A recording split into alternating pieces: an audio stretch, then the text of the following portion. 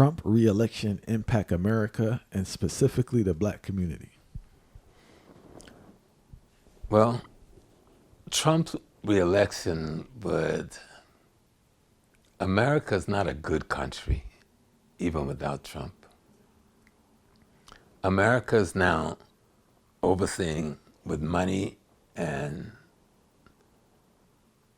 guns and missiles the genocide of a helpless, harmless people in a concentration camp called Gaza. It's like shooting fish in a bowl, except in this case you're shooting 50 million men and women and children, mainly women and children. And our government is overseeing that. And every time our president opens his mouth, he says how much he supports, the undying supports he has for those who are committing that genocide. What is happening in Gaza right now is the greatest genocide since the Third Reich and Hitler in Germany in the 1940s. And I want to say that again. What is happening in the concentration camp called Gaza, that's maintained by the state of Israel, the United States, Britain, and France. It's not just Israel. It's the United States, Britain, and France that maintains the concentration camp called Gaza. And now they've gone to that concentration camp to commit genocide in the same way Hitler did in Auschwitz, Dachau, Buchenwald, and the other camps in Germany in the 1940s. They didn't just kill the Jews. They killed millions of Afro-Germans as well. Nobody talk about them. They sterilized millions of Afro-German men, even before they started in on the Jews, you know. And so, and they killed millions of gypsies also. Nobody cries for them. That awful genocide that Hitler committed, what's going on in Gaza today is the closest thing to that has ever happened since the 1940s.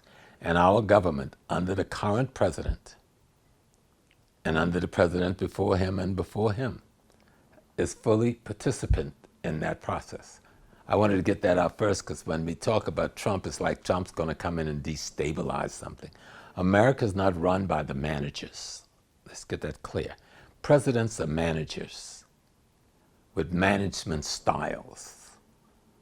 Trump doesn't have any power as the president. If he steps out of line, the managers will do to him what they did to John Kennedy, Abraham Lincoln, Garfield, and Harrison, and the other presidents. America has assassinated more of its president than any other country in the Western Hemisphere. Were you aware of that?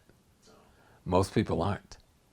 Arthur, Harrison, Garfield, Kennedy, Kennedy's brother who would have been president, Abraham Lincoln.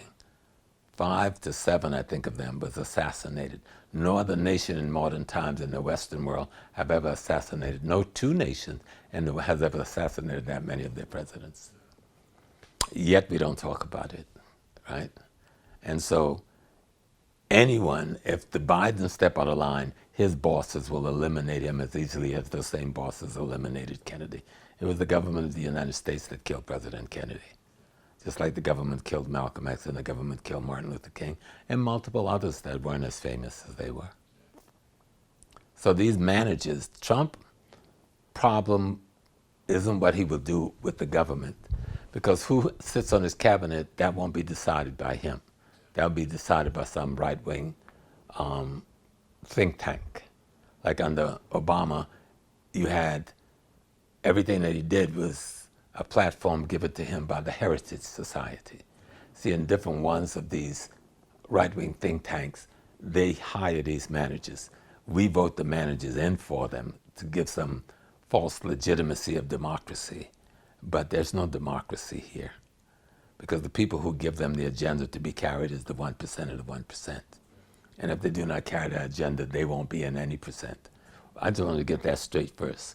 So Trump's childish, backwards, buffoonish personality is irrelevant to how the country will run, okay?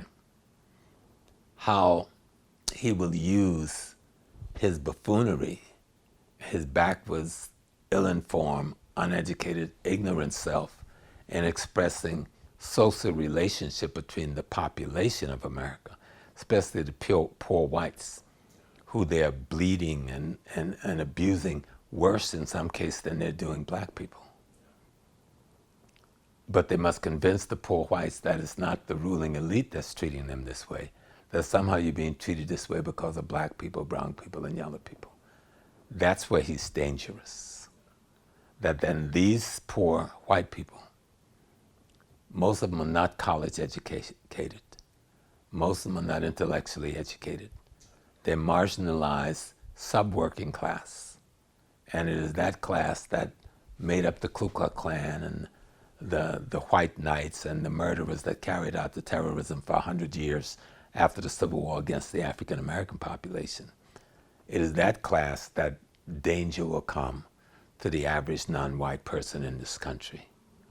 Even though the state will stop it at some point, but they will never totally eradicate it because they use that tyranny coming from their marginalized, underemployed, uneducated whites to keep black educated people in check from trying to create a platform of government and social ecology that would be worthy to call itself a democracy.